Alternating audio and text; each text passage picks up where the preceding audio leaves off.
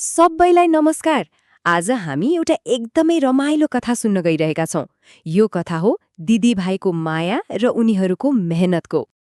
हो, हाम्रो आजको कथाका मुख्य पात्रहरू हुन् सुबिना र सक्षम। ल आउनुहोस् उनीहरूको कथामा डुबौं है त। यो कथा हो दिदी सुबिना र उनका भाइ सक्षमको। उनीहरू एकअर्कालाई असाध्य माया गर्छन् अनि एउटा एकदमै मिलनसार नेपाली परिवारमा हुर्किएका छन्। ल अब उनीहरूलाई अलि नजिकबाट चिनौं न है। दिदी सुबिना उनी चाहिँ वान हट इङ्ग्लिस बोर्डिङ स्कुलमा युकेजीमा पढ्छिन्। एकदमै अनुशासित छिन्। अनि उनका साना भाइ छन् सक्षम, जो भर्खरै पढ्न सिक्दैछन्। उनीहरूको परिवार पनि कस्तो राम्रो, आमा बुबा हजुरबुवा हजुरआमा सबैजना सँगै मिलेर बस्नुहुन्छ। अनि उनीहरूको दिनको सुरुवात चाहिँ कसरी हुन्छ होला थाहा छ? हरेक बिहानको सुरुवात नै पढाइ र अनुशासनबाट हुन्छ। यसले उनीहरूको पुरै दिनलाई एउटा राम्रो बाटो देखाउँछ। उनीहरूको दिनचर्या एकदमै मिलेको छ। बिहान उठ्ने, पढ्ने, दिउँसो फेरि होमवर्क गर्ने, अनि राति परिवारसँगै बसेर ठिक्क समयमा सुत्ने। कस्तो राम्रो बानी, होइन त? बिहान जब पढ्ने समय हुन्छ नि, दिदी सुबिना अक्षरहरू लेख्ने अभ्यास गर्छिन् अनि कविताहरू पनि पढ्छिन्। अनि दिदीले पढेको देखेर साना भाइ सक्षम पनि क, ख अनि 1, 2 सिक्न खोज्छन्। उनीहरूलाई सिकाउन आमा पनि सँगै बस्नुहुन्छ, कति मायाले। अब दिदीले यस्तो मेहनत गरेको देखेपछि भाइलाई पनि जोस चल्छ नि। उनलाई पनि पढ्न मन लाग्छ अनि उनी किताब पल्टाउँदै एकदमै उत्साहित भएर के भन्छन् होला। उनी भन्छन्, म पनि पढ्छु। हेर्नुस् त, दिदीको राम्रो बानीले भाइलाई कति राम्रो असर पारेको छ। ल बिहानको कुरा त भयो, अब दिउँसो के हुन्छ त? दिउँसोको समयमा चाहिँ मेहनत पनि छ, रमाइलो पनि छ, दुवैको एकदमै राम्रो सन्तुलन छ। स्कुलबाट आएपछि सुबिना पहिले हातमुख धोएर सफासुग्घर हुन्छन् अनि होमवर्क गर्न बस्छिन्। अनि भाइ सक्षम उनी पनि दिदीको छेउना बसेर कापीमा कोर्न थाल्छन्। होमवर्क सकिएपछि सुबिना फेरि अझै पढ्नलाई ट्युसन जान्छन्।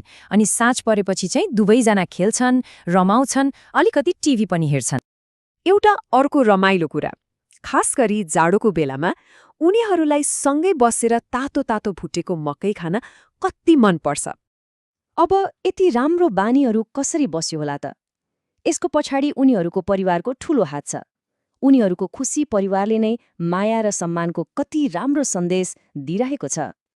उनीहरूको घरको वातावरण नै कस्तो छ भने सबैजना एकदमै मिलेर बस्छन्, कहिल्यै झगडा हुँदैन, सबैले एकअर्कासँग मायाले बोल्छन्, सम्मान गर्छन्। हो, यही राम्रो वातावरणले गर्दा नै त सुबिना र सक्षमले यस्तो राम्रो बानी सिकेका हुन्। अनि दिदी सुबिना त भाइलाई सधैँ हौसला दिन्छन्। उनी भाइलाई भन्छन्, पढाइ गर्यौ भने हामी धेरै जान्ने हुन्छौं। कस्तो राम्रो सोचाइ। दिदीले यसो भनेपछि भाइ सक्षम पनि कति खुसी भएर जवाफ दिन्छन्, दिदी म पनि तपाईँ जस्तै राम्रो विद्यार्थी बन्छु। उनीहरूको यो कुराकानी सुन्दा नै कति माया लाग्छ, होइन? यो कथाबाट हामीले के सिक्न सक्छौं त? सारमा भन्नुपर्दा हरेक दिन पढ्ने बानी, अनुशासन, एकअर्कालाई माया गर्ने र परिवारमा मिलेर बस्ने हो भने बालबालिकाको भविष्य आफै उज्यालो बन्छ। ल कथा त सुनियो, अब एउटा रमाइलो काम गरौँ है त। कथा कतिको ध्यान दिएर सुन्नुभयो भनेर जाँच्ने बेला आयो। म केही प्रश्नहरू सोध्छु, जवाफ के होला भनेर सोच्दै गर्नुस् है। पहिलो प्रश्न है त, सुबिना कुन कक्षामा पढ्छिन्?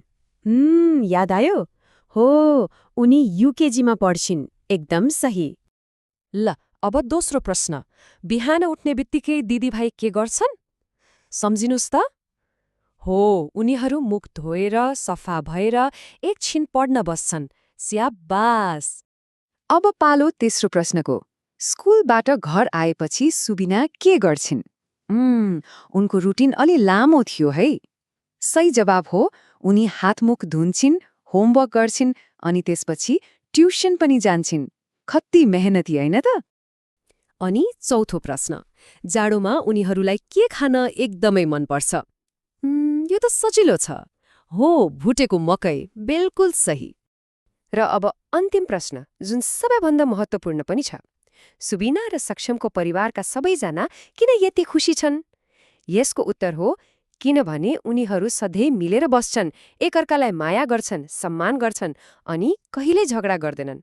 हेर्नुस् त, खुशी परिवारको रहस्य यही रहेछ। यो सुन्दर कथा यति ध्यान दिएर सुनिदिनु भएकोमा सबैलाई धेरै धेरै धन्यवाद।